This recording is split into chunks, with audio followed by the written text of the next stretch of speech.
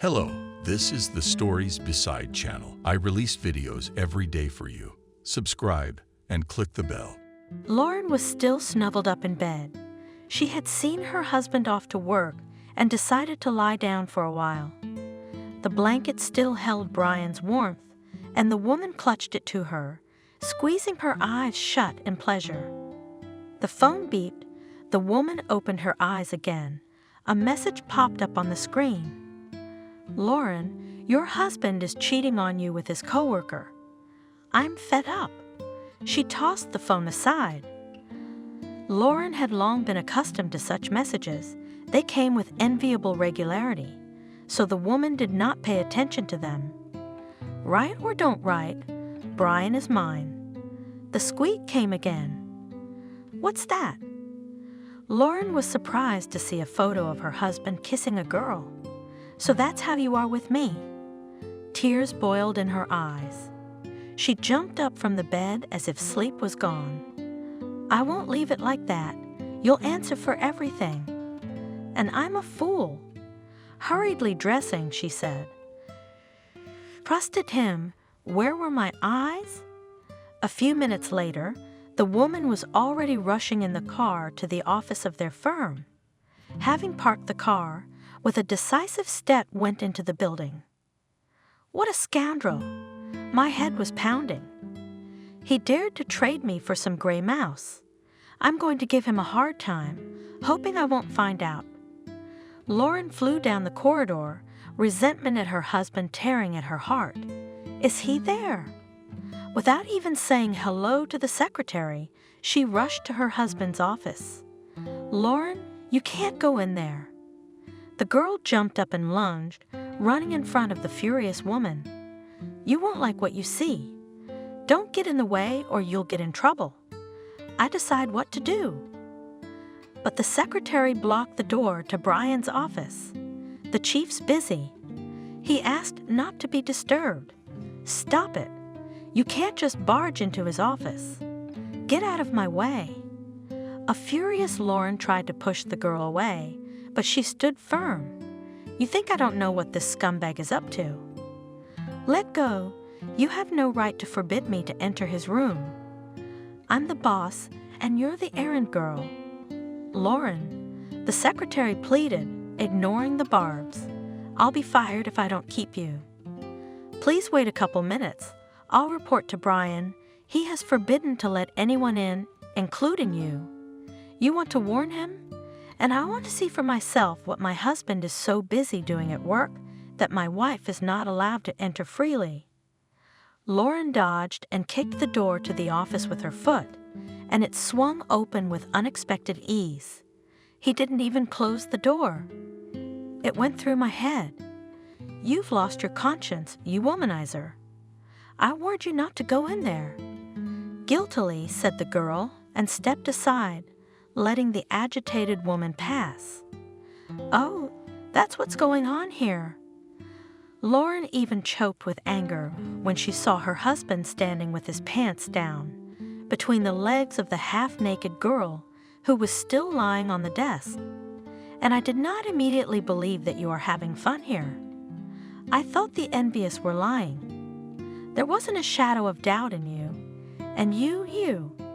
The woman jumped at Brian, swung and hit him with her purse. He tried to intercept her, but his wife let go of the purse and began to beat him with her fists wherever she could. "I'll show you how to cheat on me," she angrily chanted. "How dare you cheat on me? I'll destroy you.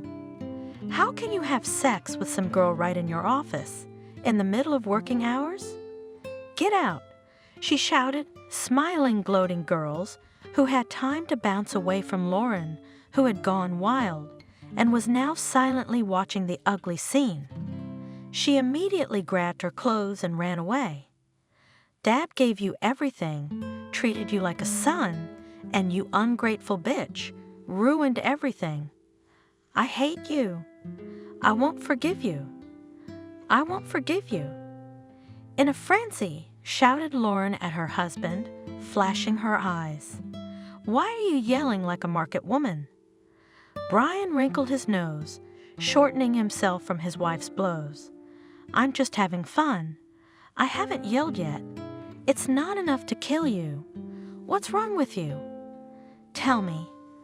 I do everything for you. And you dumped me for some teenage girl. Why did you ruin everything? We had a good, solid family, and you turned it into nothing. You shameless, lustful scoundrel. How can you do this to me? Leave me alone." The man swung around and slapped her. "Stop your hysterics. Stop embarrassing me in front of my subordinates." "Well, have you calmed down?" he asked, looking at the stunned wife. "Why are you here to make a showdown?" He leisurely cleaned himself up. "Are you completely crazy? Hands on your husband. Did you hit me?" The stunned Lauren grabbed her cheek, where her husband's palm was imprinted. "How dare you hit me? Even my father never hit me. I'm fed up with your jealousy." She came and stormed into my office. "Who called you here? You've been following me? Is that all you have to say to me? You expecting an apology?" He was already dressed and comfortable in his chair. "Don't get your hopes up. I'm not sorry you found out. I've wanted to tell you for a long time." He looked defiantly at his wife. "I'm even glad of it. Now my hands are free. How could you do this to me? When you asked me to marry you, you said you loved me. I believed you. I'm begging you." Brian laughed, jumped to his feet, straightened his shirt, shook the invisible dust from his jacket, and approached his wife. "I never loved you. You disgust me, and I live with you because I have no other choice. Otherwise, I would not even look in your direction. I like other women." "What? You didn't, Brian?" Lauren's lips quivered with resentment and tears came to her eyes. "Are you saying that on purpose? To spite me? Why? What did you want? Did you think I got married of my own free will?" "Yes, I had to do it. I don't believe you." Lauren naively flapped her doll-like eyelashes, looking at her husband confusedly. "Are you just saying that to hurt me? Stop it right now. Your father bought me for you, okay? That's the only truth. Everything else is a farce. You're lying. Dad couldn't have done it. You made it up. Are you angry that I caught you with that girl? I don't care what you think of me. Charles forced me to marry you because my father's firm was on the verge of bankruptcy. Charles promised him money if I agreed to marry him. Only we never got the money. He asked for a loan, refused, laughed at our request. My father was at his feet begging for help, and yours he mocked, humiliated. So there can't be any love, only profit. Didn't Daddy tell you anything?" "Ay," Brian said mockingly. "He didn't want to disturb the delicate strings of your soul, and now your favorite daughter is disappointed. I'm sorry, the truth is always bitter. You're not making any sense. Don't you dare insult your father. You're nothing. You're not worth your father's little finger. How could he trust you?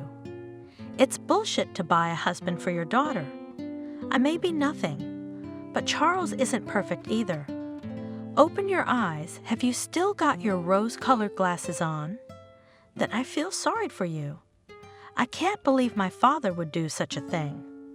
"Of course," Brian said with a sneer. "He's a saint to you, and you should ask him if I'm telling the truth or not. I don't think he'll tell you, because he's used to lying and twisting. Don't talk about him like that. I'll ask your father. If you talk bad about him, you'll be out of the company like a cork, and don't expect me to hide your cheating. You'll get hurt for it, and I don't care about you or your father anymore." Brian said, "Run to your daddy. I was just about to put an end to all this. By the way, don't bother. I'll file for divorce myself. You don't know how relieved I am right now. You wouldn't dare. I'll do it with pleasure. I've been waiting for the right moment for a long time. What are you waiting for? That's it, darling. The joke's over." He laughed out loud. Sorry, it's a harsh truth of life, baby. People break up sometimes now, leave my office. He got serious. I have work to do. Lauren stared in silence at the man she thought she was madly in love with not so long ago.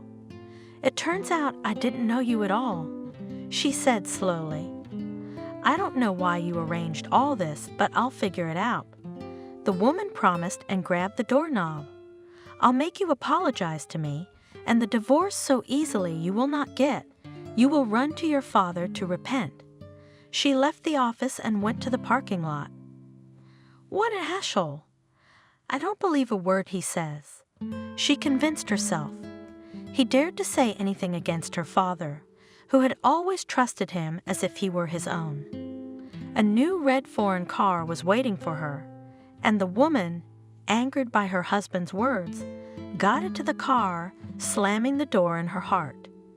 If Brian was telling the truth, she talked to herself, remembering to keep her eyes on the road. Father will have to explain himself to me, even if it was as he described. Why not talk to me? Why cheat? I love him, don't I? In the 5 years we've been together, I've never allowed him to be humiliated or insulted. And him? Lauren, tears came to her eyes angrily, brushed them off her cheek. Money, it's all about money. But could money buy happiness? Parking the car in front of the house, Lauren entered the living room. Lauren, the mother in tears, rushed to meet her daughter. I beg you, at least tell him he can't drink. He has a heart condition. He doesn't listen to me at all. He came home from work like a madman, sat in his office with papers, and drinks cognac. I don't know what to do with him. Talk to him. Maybe you can convince him to lie down. I'm worried he's not taking care of himself. Mom? A young woman clung to her mother. Brian left me.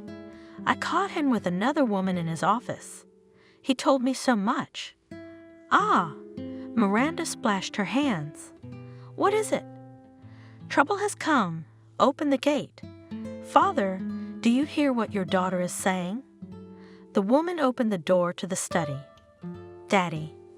The daughter, sobbing, rushed to Charles, who was sitting in a chair, black as a cloud. In one hand, the man held papers, and in the other, a glass of cognac. He cheated on me, your favorite. I caught him with one of your employees. She jabbed at her father's shoulder. Do something. He didn't even apologize, he yelled at me. He hit me. That's the first time I've ever seen him like that. He's out of his mind. I'm going to get that bastard. The look on the man's face didn't bode well. Who does he think he is? I'll put him in his place in no time. He's got me all over him. He thinks he can handle me. Look at these documents. He's ruined us. Charles, wiping the sweat from his face, loosened the tie on his shirt and grabbed his phone. Lauren took the papers from her father's hands, ran her eyes over them, and turned pale. Dad, how could he pull this off? I can't imagine. Father frowned. All I know is he managed to slip these in amongst the other papers. Somehow he put my guard down. I don't even remember when. I had no reason not to trust him, you know? Yeah, we haven't been doing so well lately, but we'd manage.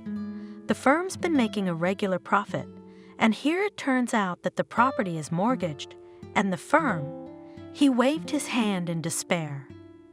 You never sign any document without reading it. Did you voluntarily give him everything? I'm still sane, the man said, leaving an inheritance to some hustler. He won't. I'll get to the truth, and then I'll pull his arms and legs out and sue him. What he's up to, I don't recognize him. What's going to happen to us now? I'm not just gonna give up. Charles looked at his daughter, then looked at his wife, opened his mouth to try to breathe, dropped the phone, and clutched his heart. Charles! Miranda cried out wildly and rushed to her husband. Mom, call an ambulance." Lauren quickly untied her tie, undid the buttons of her shirt, ran to the window, opened it, then returned, looking anxiously at her father's changing face. The ambulance came at once, mother and daughter standing bewildered, huddled together. The doctor, having examined Charles, helplessly waved his hands and said, "It's too late. He can't be helped. He's had a massive heart attack.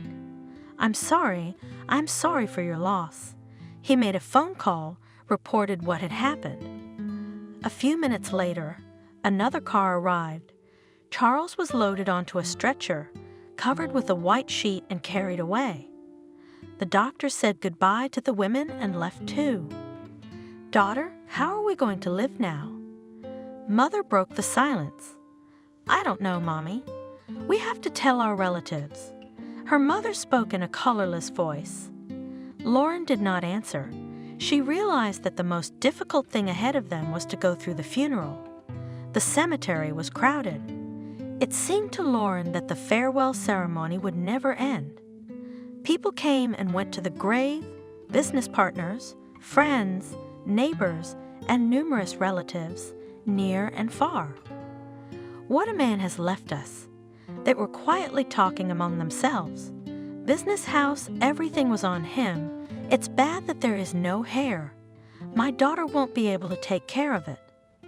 A son-in-law, of course, can, but the son-in-law is a stranger. "Mommy, be patient." Lauren saw that her mother was holding back from falling and held her tightly under her arm. It would all be over soon. Miranda cried quietly.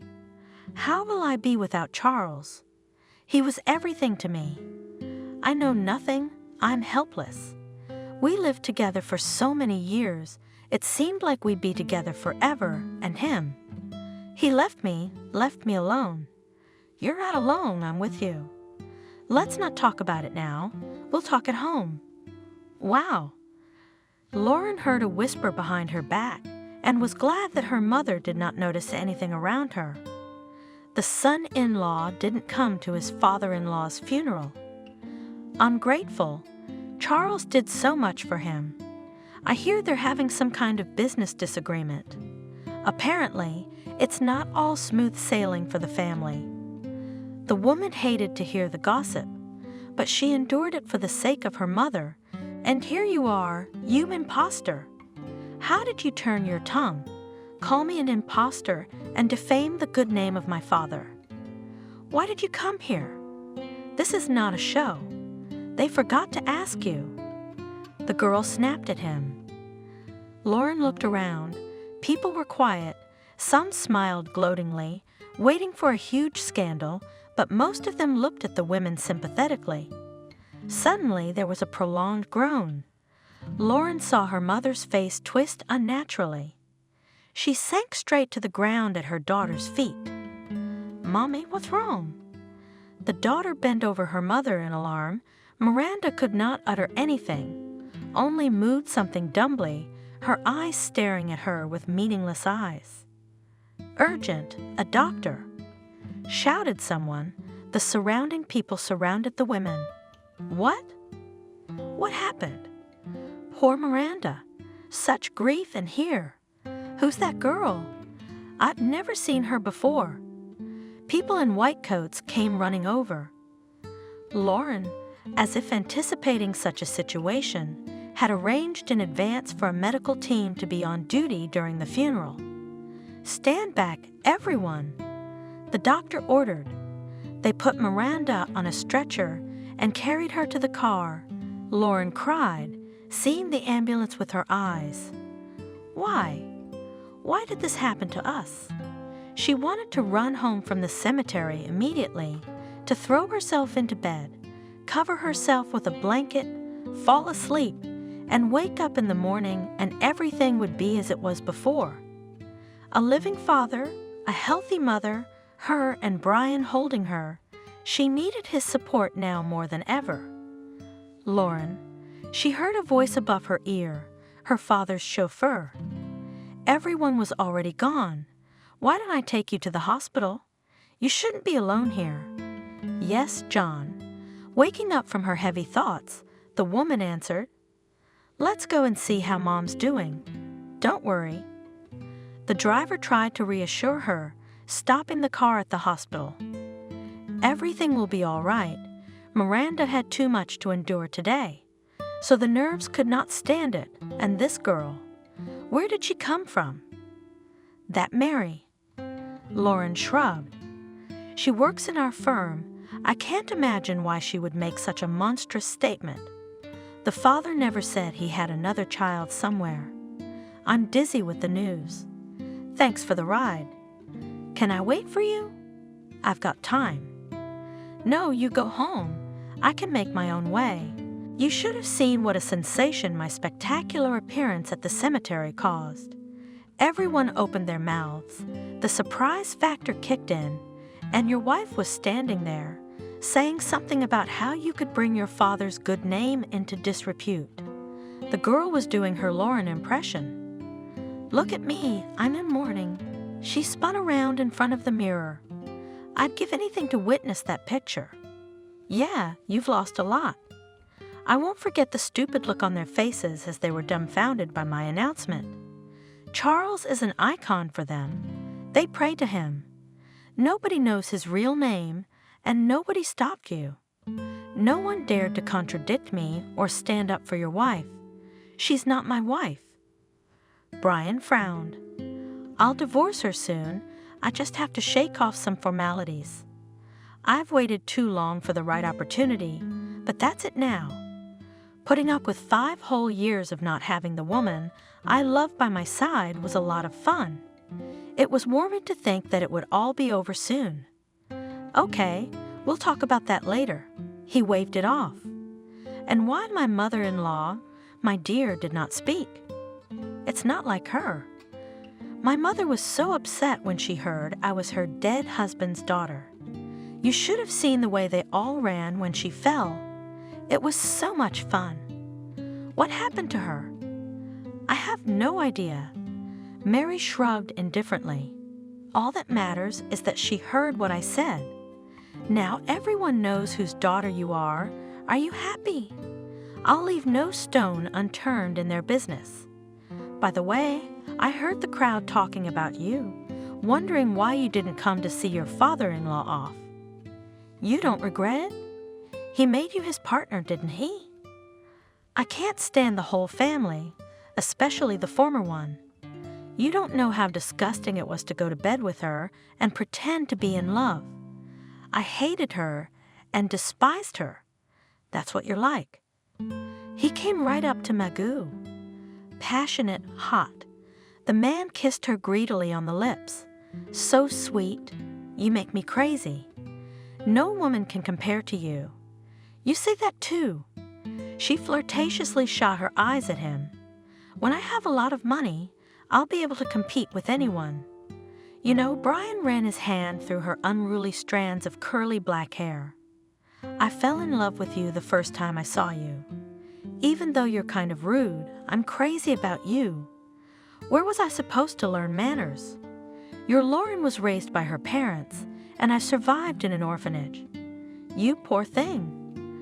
Brian touched his lips lightly to hers. "But I've learned to take what's mine, and I'll never back down. Will you help me?" She asked, responding to the kiss, but Brian remained silent, his mind preoccupied with his own thoughts. "Mary, get ready," said the pretty, well-dressed woman without saying hello, wrinkling her nose in a squeamish way and looking around the poorly furnished room. "We haven't much time. I'm not going anywhere with you." The little girl, looking at the uninvited guests with a scowl. "This is my home, my mother." "Mary, my granddaughter," wailed grandmother, grabbing her head. "What is it? What are you doing here?" "I didn't call you." Emma, barely able to move her tongue, stared at the uninvited guests with cloudy eyes. She reeked of alcohol and was trying to sit upright on the sofa. "Where are you taking her?" "That's my daughter. We're taking her to the orphanage." A girl in a police uniform took a document out of a leather folder and handed it to the grandmother. "Here, a court order to terminate parental rights. I won't let you in." Emma made an attempt to get up, but couldn't resist, collapsed back on the sofa. "Why are you taking a child away from its mother?" "By what right?" "What kind of mother are you?" The pretty woman threw in her heart. "You drink all day long. You don't take care of your daughter. The school complains that she skips classes, and I don't have the opportunity to buy her new boots. She won't walk in the cold puddles in her holy ones, will she?" Emma hiccuped drunkenly. "Give me the money, I'll buy them all, and let her go to school or something. But I'll always have money for a bottle." "Enough bickering. Mary's coming with us, and that's it. I can look after my granddaughter." The grandmother stood up for the girl. "We can't leave her with you. You're an invalid. You need care. Mary, let's go. At least at the orphanage she'll be fed and clothed. She won't miss school. What does she see here? A drunken mother and drinking buddies." The woman firmly pulled Mary towards the exit. "Mommy, Mommy," cried the girl, clinging to her mother. "Don't give me away, please. Don't give me away. I will do everything at home." The grandmother cried quietly, and Emma fell asleep as soon as her daughter's cries subsided and the front door slammed shut. And so Mary's life began. Her mother never showed up at the orphanage. Only her grandmother came once and hugged her, crying, "My granddaughter, my orphan, what a grief we have. Your mother died. I didn't keep her safe. You and I are the only ones left. I wish you could live with me, but they wouldn't let me. They say it's not allowed." At the cemetery, standing by her mother's grave, Mary did not cry. She was suffocated by resentment towards her, and also she was deeply wounded by the words of the woman who came to say goodbye to Emma. So young. They shook their heads, whispering among themselves, "That's what vodka has done to a man. She's completely drunk. How can you kill a man like that? They say it was bad vodka. I wish she'd lived longer. She left the girl an orphan. She put such a burden on her mother." Mary, her grandmother saw her off after the funeral, back to the orphanage. "I asked you to take her on weekends and vacations, to help me with the garden and at home. I can't cope on my own." Emma, though she was a drunk, but a hard worker, and now I miss her so much, I have only one hope for you. The girl came to the village reluctantly. What to do there? Every time going to her grandmother, she told her friends. In the vegetable garden, like a curse, from morning to evening, you have to bend your back, wash. It's not like in a city apartment, no worries, and there are only beds. Yes, grandmother always moaning that she has a pain, another hurts.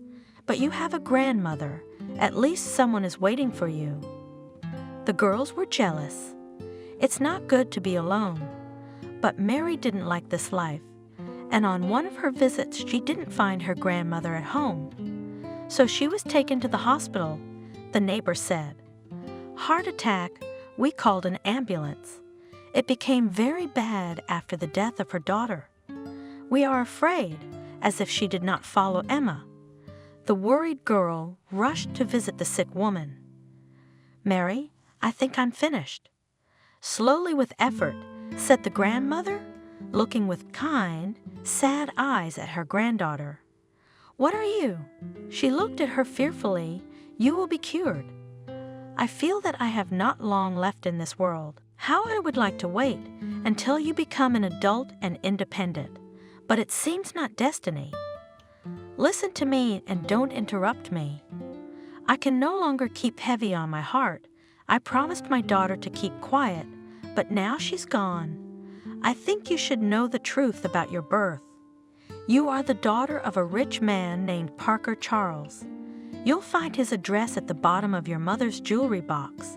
I don't know if he lives there now, but you're a smart girl.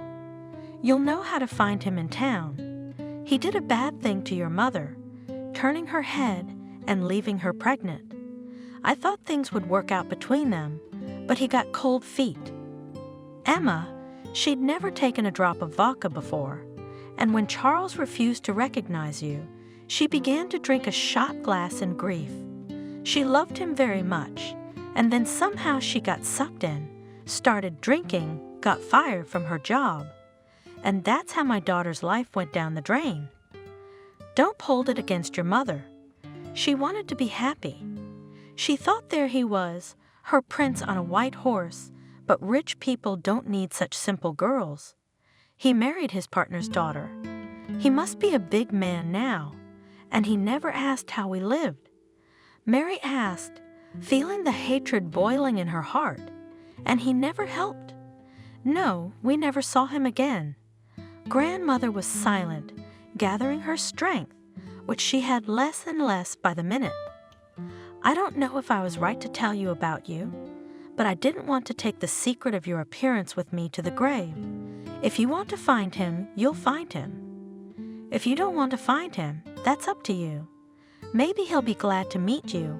Maybe he won't even want to know. You go, I need to rest. The old woman closed her eyes. Mary saw a tear roll down her cheek.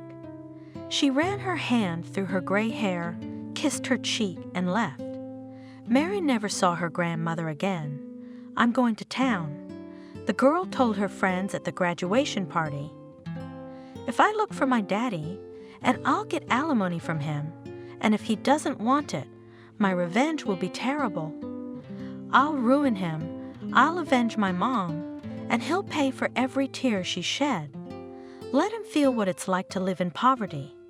Revenge is not a good ally. Her friends warned her. After all these years, I don't think he'll be happy to see you. We'll see about that. There's an evil light in Mary's eyes. I don't want to miss an opportunity to nibble on a rich relative. Have you tracked him down yet? Of course I have. Proudly looking at her friends, the girl replied. Businessman with the name Parker, quite a well-known person. I had no trouble finding him. I'll make him pay the full price. Mary studied at college, but did not forget to follow the life of her father. She got the right moment and joined his firm as a manager. I can't do it alone. She thought in the evenings after work, plotting her revenge. It would be nice to find someone like-minded.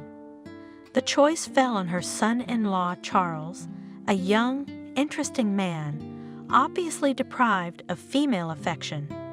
It wouldn't be difficult to get him to marry her, pondered the young seductress. I'm sure after the first night he will be, for my sake, ready for anything, and I will not miss my own. She a couple of times, as if unintentionally caught Brian's eye, frankly showing her charms and appealing looking at him. The man immediately accepted the game, and a week later their first meeting took place in Mary's modest apartment. I'd really like to stay with you, he whispered in her ear, kissing her in the floor of the dark hallway and regretfully looking at his watch. But I'm expected at home. I'm going to fulfill my conjugal duty. It won't be easy after you. You're so sweet, but I'll close my eyes and imagine you in my arms. Are you not ashamed of cheating on your wife? The girl jokingly pushed him away, pretending to be modest. I don't think about her at all. I'm sick of her. Where did you come from? Why didn't you meet her before? He said, getting more and more atomized. For your sake, I would even go against my father's will. Brian. Mary laughed coquettishly, breaking out of his embrace. You should go. I don't want any trouble with your father-in-law. If he finds out about us, I'll be out of a job, and you'll have to take on the responsibility of supporting me. And I don't want that. I'm not used to being a kept woman. I shall miss you. Kissing his mistress one last time, the man reluctantly left. The meetings became more and more frequent. Mary was no longer embarrassed to come to Brian's office. I do not have half an hour for anyone. warned the lover's secretary, and signed up with his mistress in the office. "Can you get some information for me about your father-in-law's firm?" Mary once asked Brian, sitting on the desk in front of him in a seductively short skirt. "Why?" The man wondered, running his hands under the sheer blouse. "I want to know how promising she is." "What do you want?" "You're not going to marry Charles, are you?" Brian laughed. "How I would like to wait until you become an adult and independent, but it seems not destiny. Listen to me and don't interrupt me. I can no longer keep heavy on my heart. I promised my daughter to keep quiet, but now she's gone. I think you should know the truth about your birth. You are the daughter of a rich man named Parker Charles. You'll find his address at the bottom of your mother's jewelry box. I don't know if he lives there now, but you're a smart girl. You'll know how to find him in town. He did a bad thing to your mother, turning her head and leaving her pregnant. I thought things would work out between them, but he got cold feet." Emma, she'd never taken a drop of vodka before, and when Charles refused to recognize you, she began to drink a shot glass in grief. She loved him very much, and then somehow she got sucked in, started drinking, got fired from her job. And that's how my daughter's life went down the drain. Don't hold it against your mother. She wanted to be happy. She thought there he was, her prince on a white horse, but rich people don't need such simple girls. He married his partner's daughter. He must be a big man now. And he never asked how we lived. Mary asked, feeling the hatred boiling in her heart. And he never helped? No, we never saw him again. Grandmother was silent, gathering her strength, which she had less and less by the minute.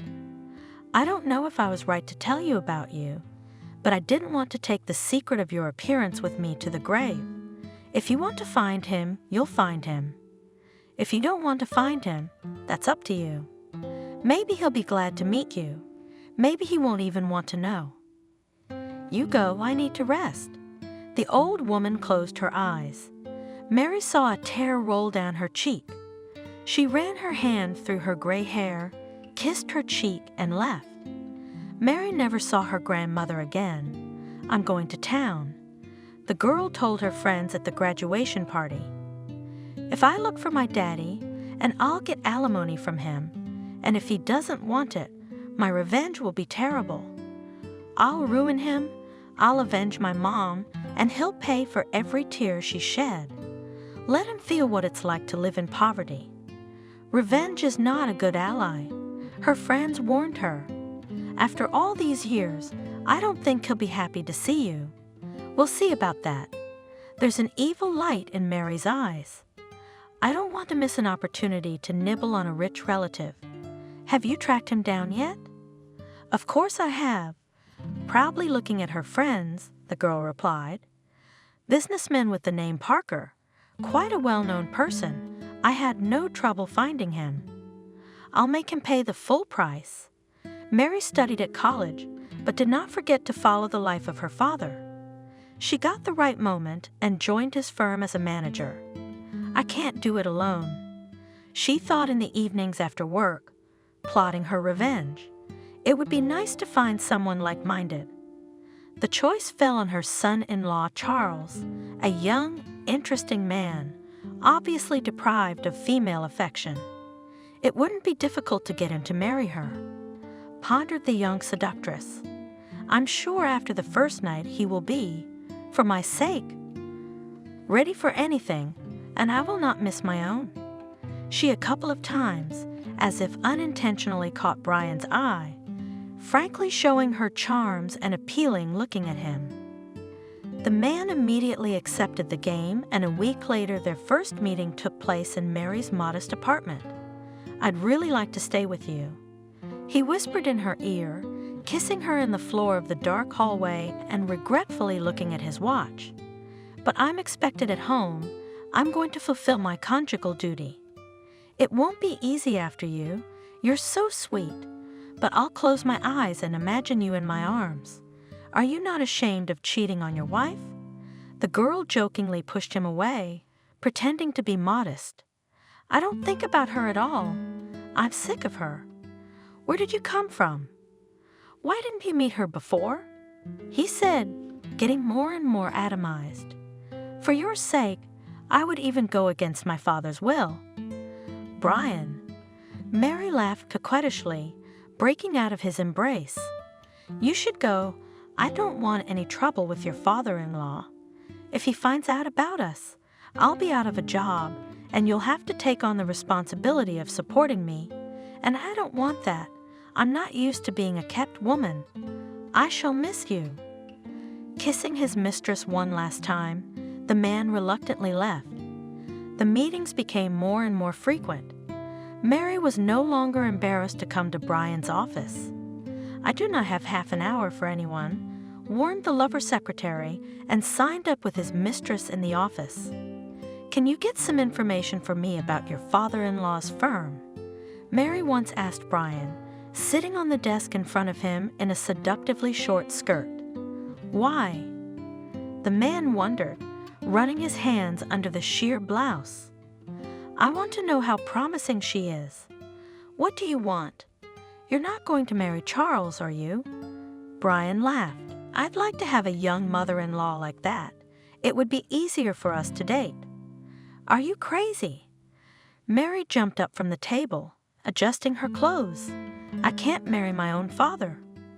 What? The man stared at her in amazement. Charles, your father? Is this some kind of joke? He's the one who made a joke of my mom when he left her pregnant. I'm telling you in all seriousness. And you have proof. Of course I do. What do you take me for? I know I can't take anyone's word for it. I'm willing to take a DNA test right now. I have nothing to fear. It's an interesting situation. Brian said thoughtfully. Charles doesn't know about this yet. No. Why don't you say anything? Are you satisfied with a modest role as manager, with a ridiculous salary? I'd have claimed my inheritance a long time ago, all in good time. Mary declared arrogantly, I'm going to take over his firm and put his family out of business, and you're going to help me do it. She walked over to Brian, put her hands on his shoulder, stared at him with the gaze of a predator ready to swallow its prey. Will you not deny a poor girl to avenge her mother's death? For your sake, I would do anything. I have a score to settle with this family, and your appearance will speed up the outcome. That's good. I knew right away that I could count on you. Having secured the support of her lover, the girl mentally rubbed her hands together, anticipating the opportunity to get even with her father. But Brian was not a simpleton. He had his own interest in this matter. I'm not going to let the business get out of my hands, he thought, as he caressed Mary's young body and indulged in the pleasures of love. I'm not going to share it with anyone.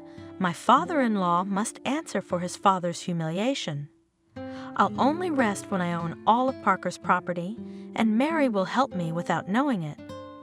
That silly girl knows nothing about business, but she's got to channel her desire for revenge on her father. Mary, Brian suggested the day Charles had his seizure. It's time to come out of the shadows and announce to the relatives who the real heiress is. You think? She perked up. Is it time? It was time to put a stop to this whole thing. Brian already had the documents signed by his father-in-law to hand over the management of the company to him. The young man had pulled off the scam with Mary's help, too. Young, charming beauty became a great distraction when signing important papers. There was one final touch in a properly played combination. Get a divorce from his wife. Ready to get even with your mother's killer? Your plea will horrify Charles. His aching heart can hardly bear the news, but just to make sure he gets it, give him this. He handed Mary the papers. What's in here? Important papers. This is between Charles and me. It's none of your business. If you do it right, we'll soon have the rights to run the business of our mutual enemy." He held the file in his hands for a moment. "You don't feel sorry for him at all." "What?" "He didn't feel sorry for my pregnant mother. I won't feel remorse. If that's what you mean, my heart hasn't known pity for a long time." The girl took a determined step toward her father's office. "Mary," Charles looked at her in surprise, taking a break from his work. "Any questions?" "Yes." The girl grinned. "The most important one. Do you remember this woman?" She put a picture of her mother on his desk. The man turned pale. "I see you recognize her." "I'm your daughter, Daddy." Mary said with a sneer. "You can't be." With excitement, the blood rushed to Charles's head. "Do you realize what you're saying?" "Why not?" The girl squinted her eyes angrily. "The two of you were having a great time in bed, seducing her. Didn't you guess how it could end?" "That's my mother." "Foolish enough to be knave enough to fall for your charms and get knocked up. Why bring up the past?" the man asked. His heart clenched uneasily with a premonition of trouble. "Soul wounds have long since healed. You won't even ask where my mother is. You are not interested in knowing how I lived all this time." The girl sat down on the chair, making it clear that she would not leave until she got answers to her questions. "Look." Charles shakily took out a pill and put it in his mouth. "I didn't know Emma had given birth. Or didn't want to know? I played with it, enjoyed it and forgot about it, threw it away like a boring thing. We parted without mutual complaint. I told her I wasn't going to marry her. Even if I wanted to, I couldn't because of my obligations to my father. I don't know what she imagined, but I made no promises, and she knew we'd never be together. She loved you. She started drinking out of grief, and they took me to an orphanage. But I really didn't know that Emma had given birth. She didn't write anything. I thought we'd agreed on everything." "Why did you live in an orphanage? Where's Emma?" "I've come to my senses." The girl looked at him angrily. "She died, drank herself to death, and then her grandmother. Do you think I had a happy childhood?" "Yes, I admit I'm sorry to your mom, but we're adults." Everyone knew what they were getting into. Charles felt worse and worse. His heart was pounding in his chest, and it was hard to breathe. Why talk about it? Especially now that Emma was gone. "What do you want?" "That's a strange question. I want you to recognize me as your daughter and give me everything I'm legally entitled to. You didn't think I came here to cry on your bosom, did you?" "I have someone to feel sorry for. You see, Charles, I undid a button on my shirt. The firm's going through a rough patch, but I promise, as soon as I get things straightened out, I'll get you on the books. You realize I can't just announce that you're my daughter. I have to check everything, prepare my family. It's too sudden for you to show up. I have a grown-up daughter. You don't believe me?" "Not that I don't believe you," the man replied evasively. "I'm used to trusting confirmed facts, not words. I'm sorry, I don't feel well. Let's talk later." He dialed the secretary. "Lucy, call me a car. I'm going home. Oh, by the way," Mary handed over a folder. "Brian wanted me to give this to you." Charles took a quick glance at the papers in the car and was horrified. What a scoundrel! He shouted indignantly as he entered the house. Miranda rushed toward him. "Charles, what's wrong? Your face is gone. Who are you talking about? We're ruined," the man said confusedly as he leafed through the documents. He poured cognac into his glass and drank a good half of it. "Explain what's going on. Who is the scoundrel?" "It's our son-in-law, the scoundrel, the sneaky bastard. He's got me wrapped around his finger. He's taken everything I've built up over the years. Wait, Charles, we need to talk to Brian. I'm sure he'll have something to say." It's not that simple."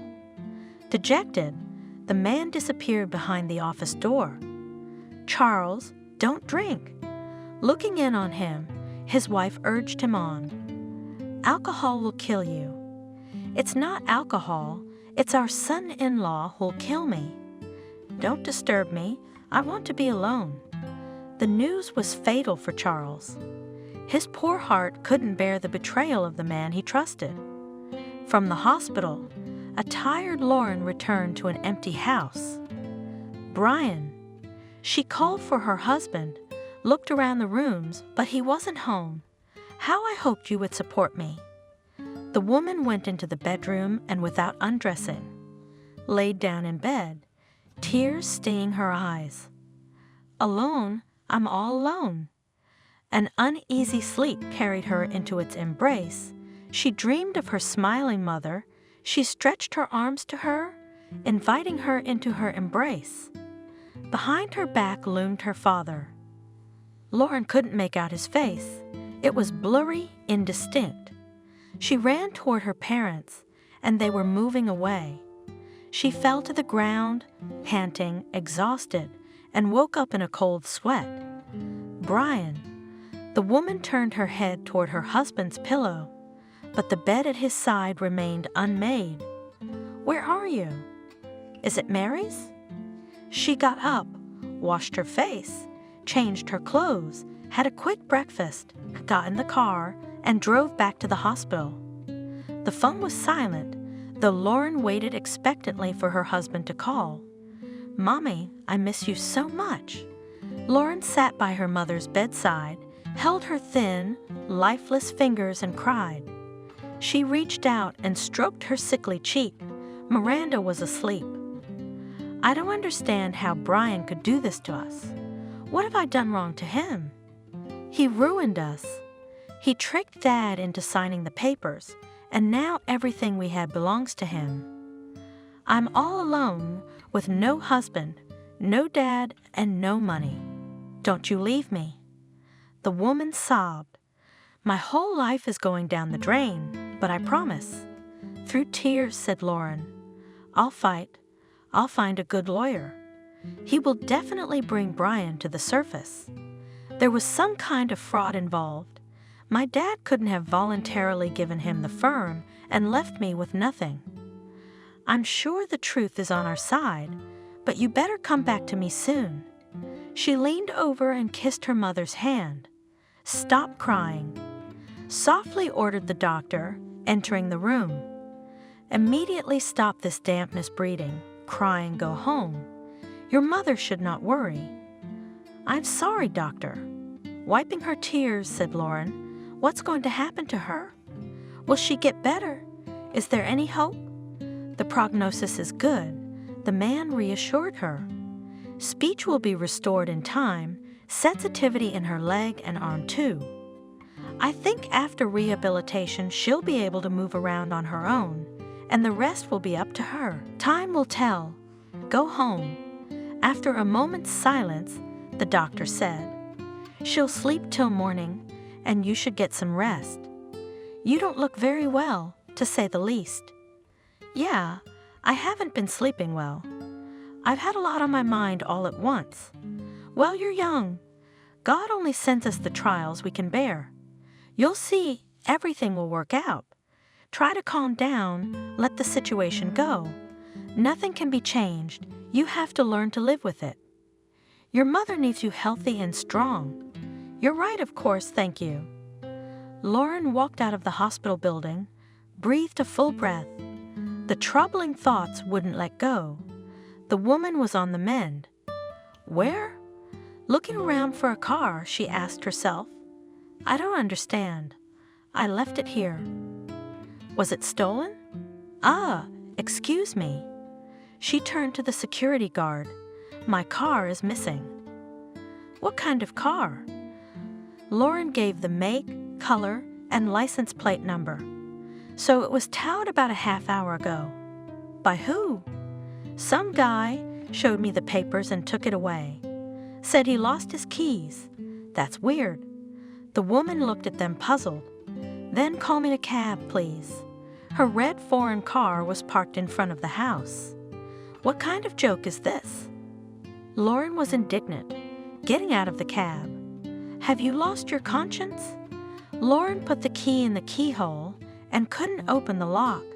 Hey, Brian, open up.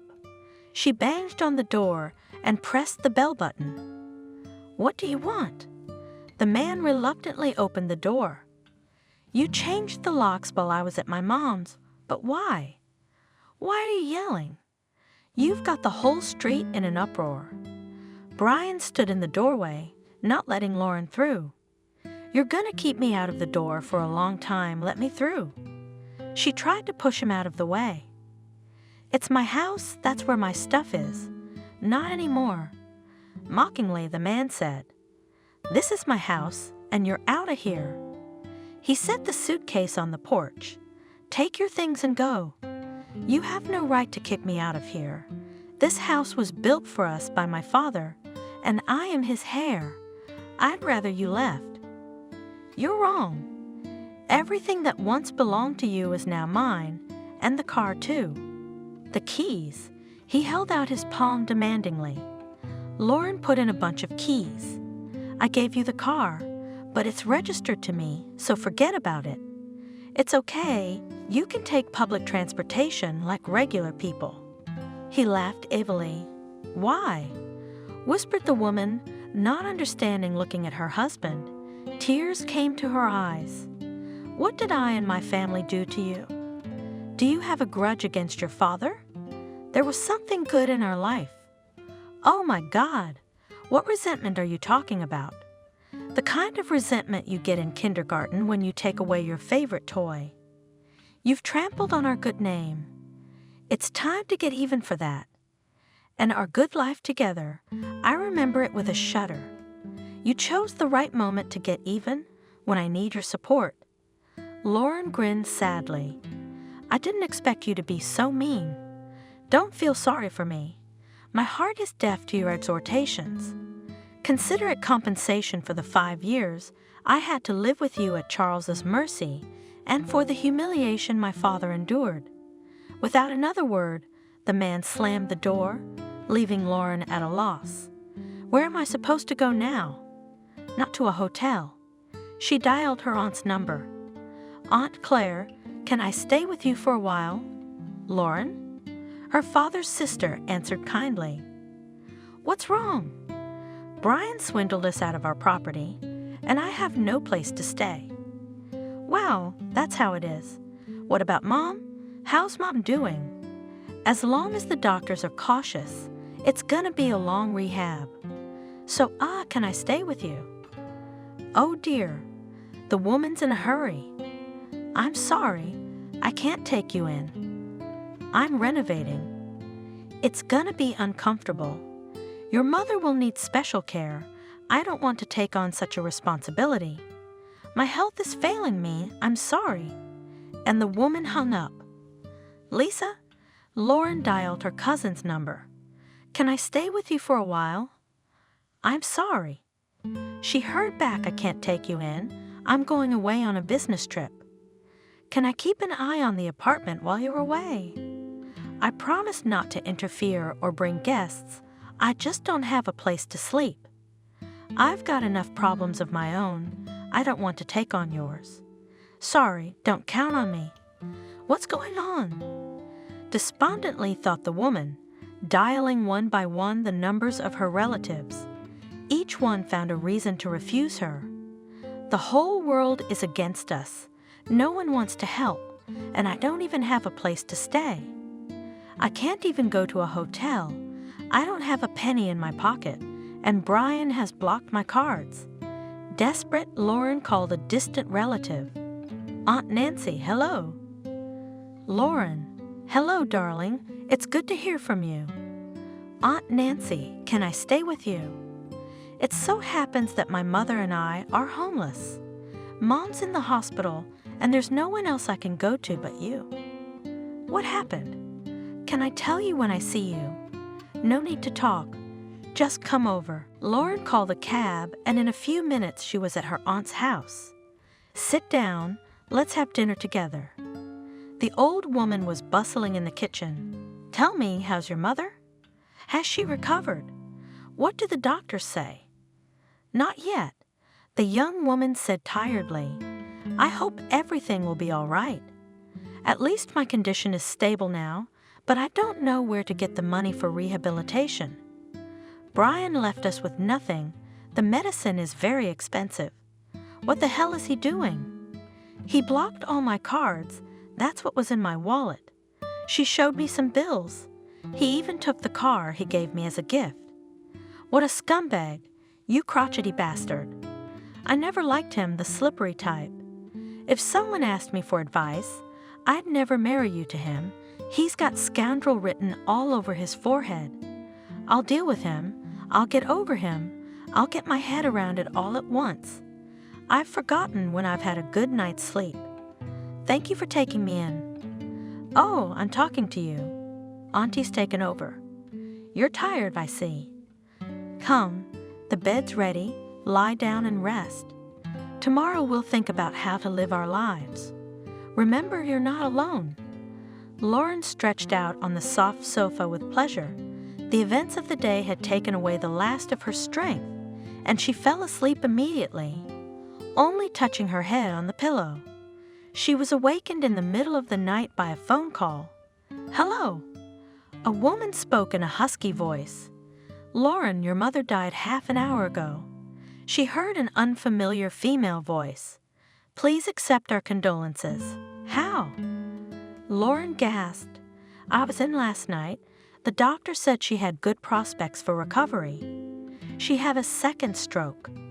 After that, your mom didn't stand a chance." Excuse me." The girl on the other end of the line was quiet for a moment. Then she said, "There is no point in going now. We are waiting for you in the morning. We need to draw up the documents." Lauren listened to the short beeps for a long time, staring at the wall. "Lauren?" Aunt Nancy peeked through the door, squinting awake from the bright light. "Who was that? What's the matter?" "Mom?" "Yeah, Mom's dead." The woman barely said a word, fell back on her pillow and sobbed. "What a grief!" Auntie shook her head. She'd just buried her father, and then there were funerals again. "Trouble has come. Open the gates. I don't even have any money." Tearing her tear-stained face from the pillow, Lauren said, "To bury my mom. Don't worry about that. I'll talk to the relatives tomorrow. We won't leave you in trouble." "Aunt Nancy, thank you. You're the only one who responded, who didn't refuse to help, who took me in. I can't imagine what would have happened to me if it hadn't been for you." "Well, rest for now. We'll decide tomorrow what we're going to do." Grief-stricken, Lauren almost did not remember burying her mother. She fell into a severe depression. All day she lay in her room on the couch with her head covered with a blanket. Half dream, half reality, alternated days and nights, she lost count of them. It was her aunt who brought her out of this state. "Get up." She pestered her. "You can't lie there all the time. You have to eat. Just a little?" "I don't want anything." In a colorless voice, said Lauren, "I don't want anything. Get up. I've prepared something delicious. I won't let you die. Don't get your hopes up. Your parents would never forgive me if something happened to you."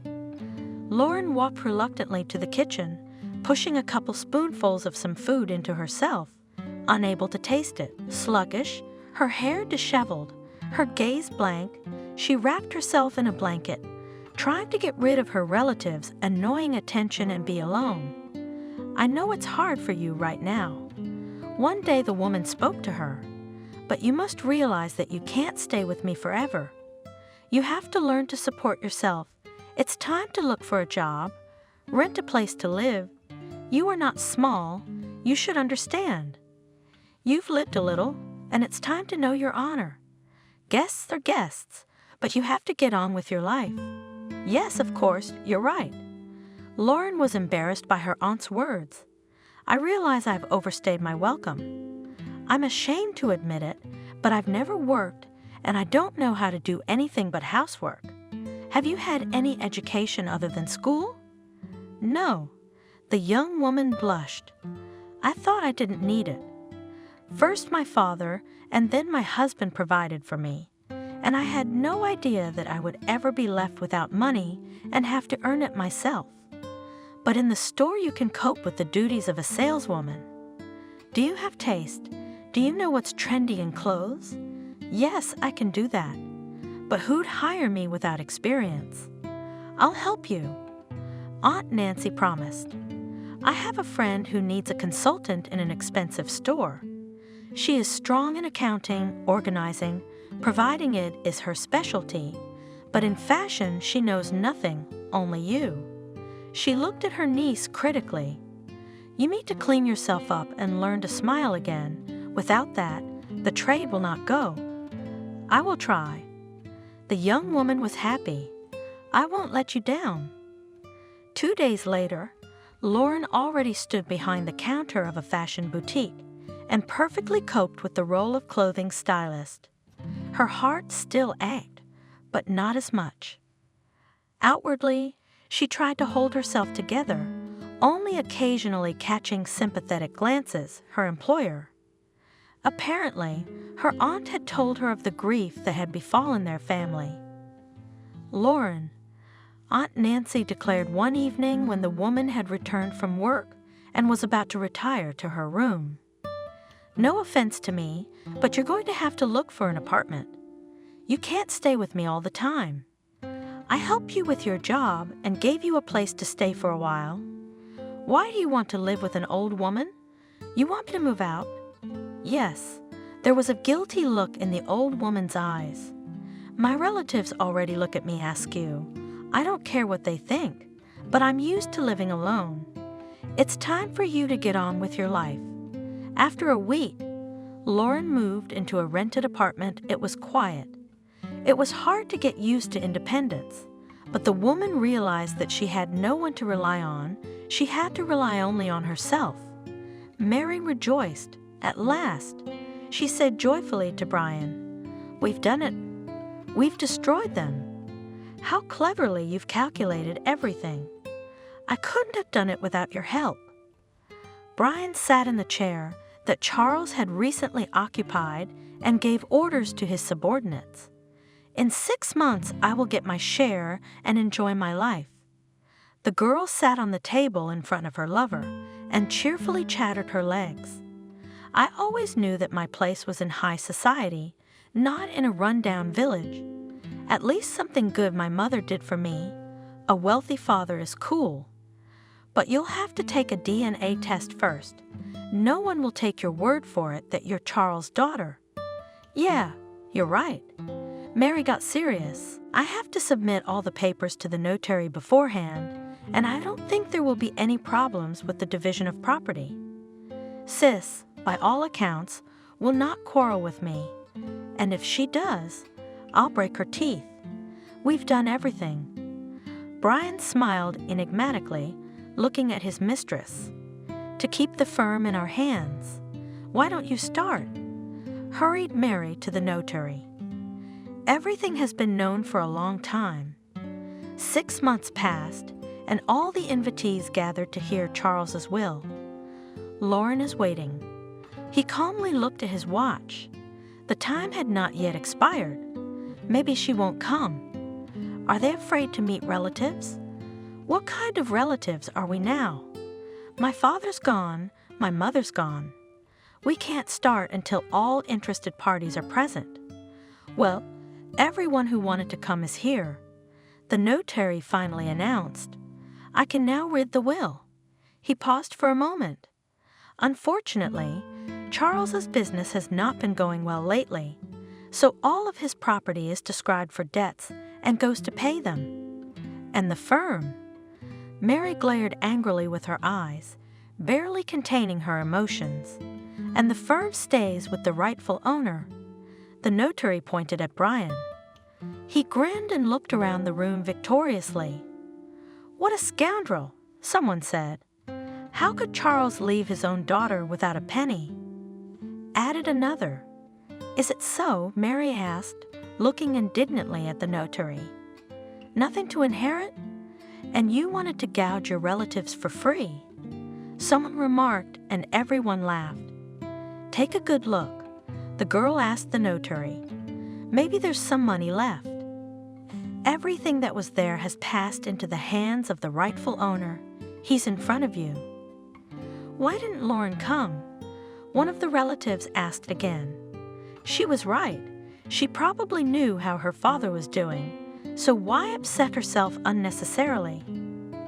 The visitors slowly began to disperse, discussing the Parker family. Brian, Mary called out to the man, "What the hell are you doing? Why am I just now finding out that the inheritance all went under the hammer? Did you know?" "Oh, darling." He walked to the car without stopping. Everyone got what they could. "Get in." He turned to her. "I'll drop you at the apartment." "The apartment?" The girl freaked out. "No, we're going to your place now. I want to know how the firm ended up in your hands."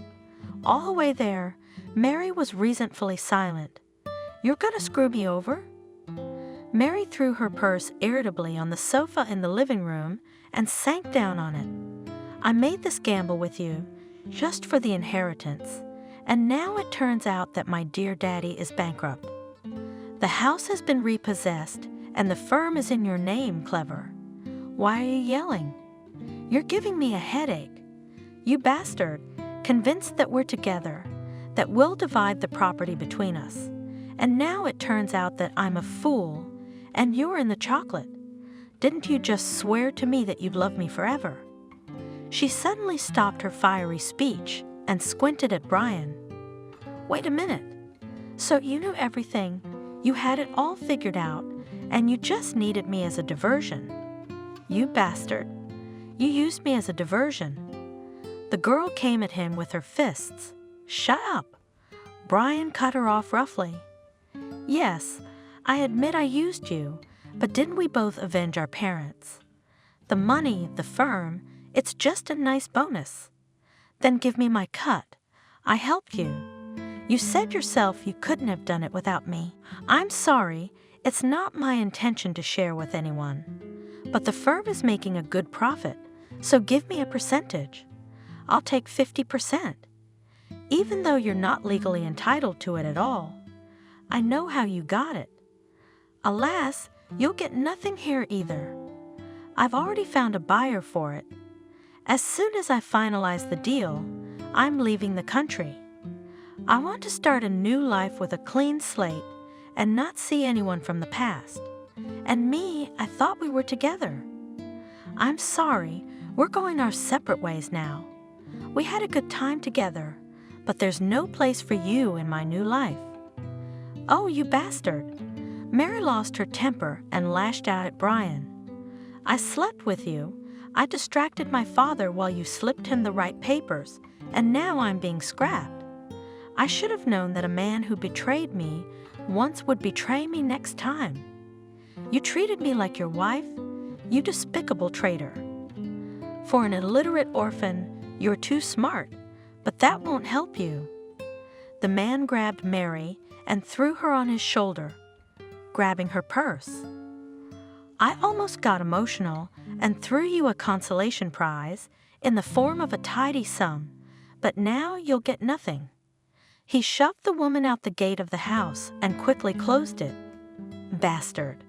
Magusa drummed on the door, then started kicking it. "You're a thief, damn you. If you don't move away from the door, I'll call the police." "Call them? Then I'll tell everyone how you got my father's money. I'm sure some people would be happy to send you to jail. You'll never make it. Unless you want to come after me. Need I remind you who gave Charles a heart attack? And your spectacular appearance at his funeral was probably memorable. Of course, everyone will remember it ended in Miranda's death. You wouldn't dare. No one would believe you. I assure you, they will believe me. You don't know what miracles are done for money, but how would you, a beggar? Damn you, that money won't bring you happiness anyway. We'll see about that. You say that because you have nothing. Go away. I don't want to see you again. You think you can handle me? Furious, Mary threw her fist in the direction of the house. Don't think you can get rid of me that easily. I'm leaving, but I'll be back, and then you scoundrel, won't be happy. She muttered to herself, You've got the wrong girl. I'll get my revenge. Don't expect me to leave easily with the money. She didn't call or seek Brian for several days. He didn't say a word either. You think you've managed to fool around. You're wrong. She simmered, sitting alone at home. I'll do anything to get my money back, but I won't go to any trouble. I'll get you on the sly.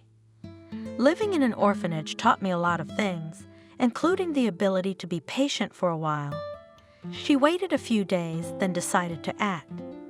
Brian, she murmured softly into the receiver to her lover. I missed you and I thought, why should we fight? I suggest we bury the hatchet. I'm sorry. Why don't we get together? That's the right thing to do. Satisfied, Brian gladly accepted the truce. Come, I have a surprise for you. I saw your sister. Mockingly he announced when Mary appeared in the house. In a fashion boutique. The man had just gotten out of the shower, his damp hair glistening, strong tanned arms, gently embraced his guest. Wow! The girl raised her eyebrows in surprise, snuggling up to him. Money for expensive clothes. Did she find a rich sponsor? Don't be ridiculous. Who would be interested in her? Brian grinned contemptuously. She works there. Works? It's funny to see a former rich girl behind the counter. Mary foxed around Brian, trying to put him off guard. I don't care about her, though. Honey, she looked at the man affectionately. I didn't come here to talk. The girl unambiguously ran her hand over his bare chest. I remembered our stormy nights every day. I never thought I'd get to hold my sweet girl. Brian picked her up in his arms and carried her into the bedroom. How did I miss you? Aren't you interested in how things are going with the firm? He asked her half an hour later, lying in bed with her after a lot of lovemaking. I do not want to quarrel with you again. You want to tell me yourself. I only wonder what will happen to the work, how the new owner will dispose of the staff. In 2 days, I have a sale. The buyer offered a good price and promised not to fire anyone then. He kissed Mary impulsively. I'm getting on a plane, and in a few hours I'll be far away from here. Can you imagine how nice it is to live large and not deny yourself anything? What I love, he laughed, noticing the girl's frown. Don't be angry. In this life, everyone is for himself. I managed to pull off a profitable business, and you will succeed. You are still so young. I'm not angry, discreetly replied Seductress. What makes you think that? Did you really think that I would want to marry you? I just got rid of my wife, and you offer me a new collar to hang around my neck. Please save me the trouble of making excuses. Let's put our quarrels behind us. Today I want to enjoy you, and tomorrow we do not know what awaits us tomorrow. At last, exulted the man, opening a bottle of champagne at dinner. Tomorrow morning I have a meeting with the seller. We sign the papers, and I am rich. He poured the wine into glasses. Mary, let's drink to a successful transaction. Of course, we shouldn't celebrate until all the signatures are in, but the contract's already drawn up. It's just a matter of picking up my money tomorrow. I'm happy for you. The girl was smiling, but her own hatred was rising in her heart. And my wife won't get anything. She's not my wife. Brian frowned. Heartless, she's been with you for 5 years. Doesn't she deserve some compensation? Have you been divorced yet? That's the sticking point. Brian took a sip. Until I have a stamp in my passport, I can't leave. You see, I can't do without the proverbial 3 months to think about it, so I'll have to wait a little longer. He jumped up, glass in hand, made a circle around the living room and sat down at the table again. But I'm patient. If I can live 5 years with a woman I don't love, so a few days don't solve anything. But after that freedom is worth waiting for. They spent half the night making love again. In the morning, Mary quietly crawled out from under the blanket. "Sleep, my sweet." She smiled wickedly, looking at the sleeping man, fire burning in her eyes. "I won't let you get your hands on that money. It's all the same, in my opinion," whispered the girl and resolutely left the room. "Let's see what you'll sing when I fixed your car a little." She tiptoed into the garage, looking around. "That's it." Carefully cutting the brake hose, Mary said, "I hope you don't find out right away that the car has no brakes." She gave a satisfied laugh. "I warned you not to make me angry, and you didn't listen? I'll feel sorry for you." Just as quietly, she went back to bed and fell peacefully asleep, gently pressed against the man's warm side. "Mary." In the morning, Brian woke the girl with an affectionate kiss.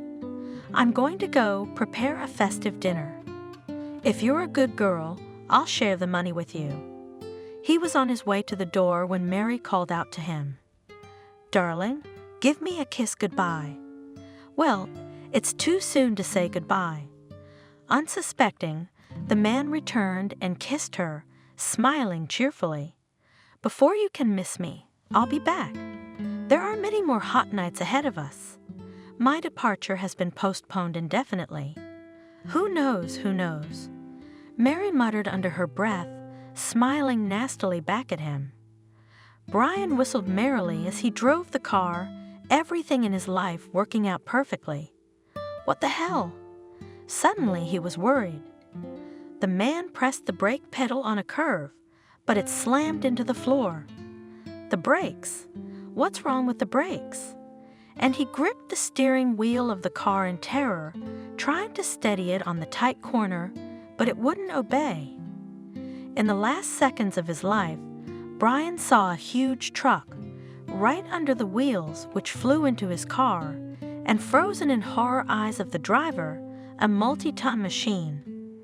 "It's not my fault," repeated in a trembling voice the driver of the van, jumping out of the cab.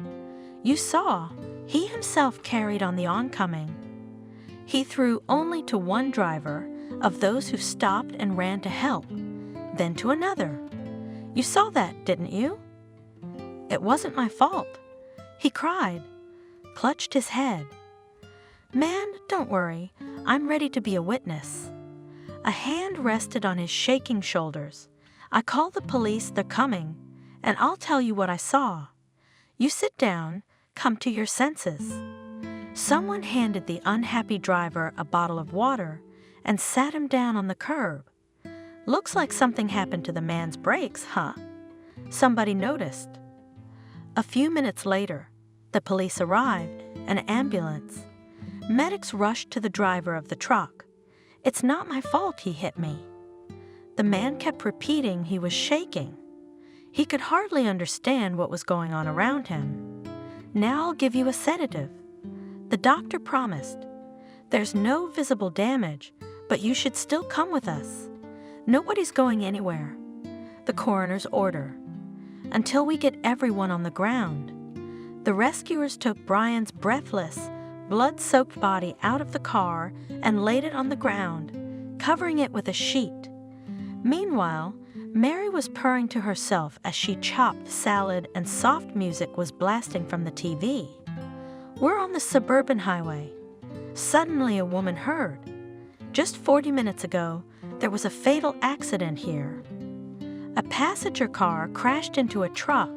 The driver of the foreign car died on the spot. The cause of the accident will be investigated, but eyewitnesses are reporting that the passenger car's brakes failed, sending it into the oncoming lane. "What, Brian?" the girl said mockingly, looking at the TV screen. "You don't need the money anymore, and all you had to do was to share it with me, and everyone would be alive, and some would be happy. You can't be so greedy." The girl immediately opened a bottle of wine and poured it into a glass. "Well, may the earth rest in peace, Brian." She walked over to Brian's picture. "Here's to you." Mary raised the glass, pretended to cry, and drained it at once. And no one can guess that I set it all up. Mary put the empty glass on the table and spun around the living room, sprinted, and flopped down on the bed. "Now I'll make that fool Lauren sell the firm and split the proceeds in half. We'll split them equally. And if she resists, I'll find a way to scare her." Confident in her impunity, Mary, as if nothing had happened, returned to the apartment. She calmly went to work, did not enter into conversations, while in the office of the company discussed the accident that happened to the young master. A couple days later, the doorbell rang at Mary's apartment. Who did that bring? She grumbled unhappily. I wasn't expecting anyone. Wrapping myself in my robe, I peered through the peephole. "Open up, police!" She heard it and flinched. I didn't call the police. The girl answered confidently, and her heart started to beat fearfully. "Open the door. We have a couple of questions for you." "What do you want?" she asked rudely, clicking the lock. "You're being held on suspicion of premeditated murder. Are you out of your mind?" Mary was outraged. "Who do you think I killed?" "Your lover." "Why would I kill him?" "We were having a good time." "That remains to be seen, but now get dressed and come with us." "I'm not going anywhere." The girl resolutely sat down on the sofa in the living room. "I know my rights. Show me the warrant." "No." "Then goodbye. Leave my apartment. It's private property. We'll be forced to handcuff you." The young lieutenant said nonchalantly, "In the meantime, we just ask you to come with us until the circumstances of the case are clarified. We have the right to detain you for 48 hours on suspicion of a crime. And you're the first suspect in Brian's murder. The only person who stands to gain from his death is his wife, who's been ripped off. I think she'd be happy to take him out. Are you gonna hold her too? They haven't lived together for a long time, but you're a frequent visitor to the house, as far as we know, and there's a motive." "I have no motive to kill Brian." "How do you think I killed him?" "Are you going to search my place?" "Please search, but you won't find anything." She gave the cops a mocking look. "We know you don't have the murder weapon in your apartment." "Then how did I kill him?" "You damaged the brake hose." "You can't prove it," shouted Mary, and a chill ran down her spine. "I don't even know where it is." "We don't have to prove anything. There's a videotape of the cameras where you can clearly see how you cut the hose with a knife, and you do it very confidently." "I guess your lover forgot to tell you he'd set up video surveillance." "Are you taking on a hustler?" The girl said angrily, "You have nothing on me. And you come with us to the office. There we will show you everything. Get dressed," ordered the man. Mary was taken out of the house and put into the car. "Explain why you did it?" asked the investigator when the girl was taken to his office and shown the surveillance tape. "I didn't want to." Mary sobbed. "It was his own fault.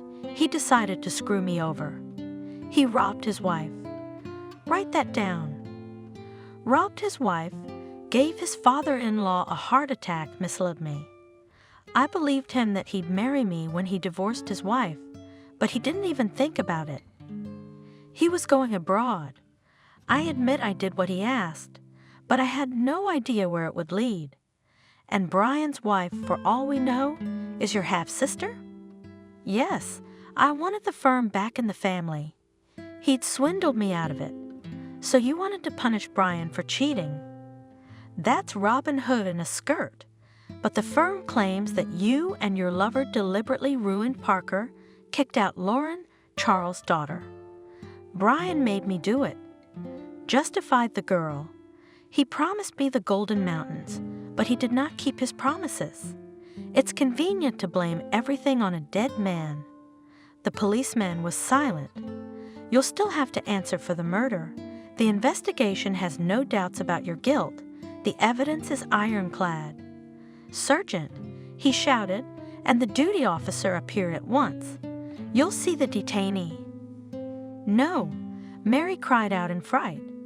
I don't want to go to prison. You can't just lock me up like that. Alas, that is exactly what we have the right to do. You will be kept in custody while the investigation is in progress. It's not fair. I'm so young. She shrieked, breaking out of the man's arms. And I'll come out an old woman. The investigator nodded to the sergeant, who took the stubborn girl into the cell. Lauren began to recover a little after the sad events. She liked her job. Even the rented apartment was no longer annoying, but she missed her home. Couldn't you get the rights to the house back? Her partner wondered. The women became friends and supported each other. To get it back, you have to pay your debts, and I don't have that kind of money. Answered Lauren. What if I sue my husband? Isn't there any proof that he took everything by fraud? She shook her head in doubt sadly. Lauren one day heard the woman on the phone, an unfamiliar male voice.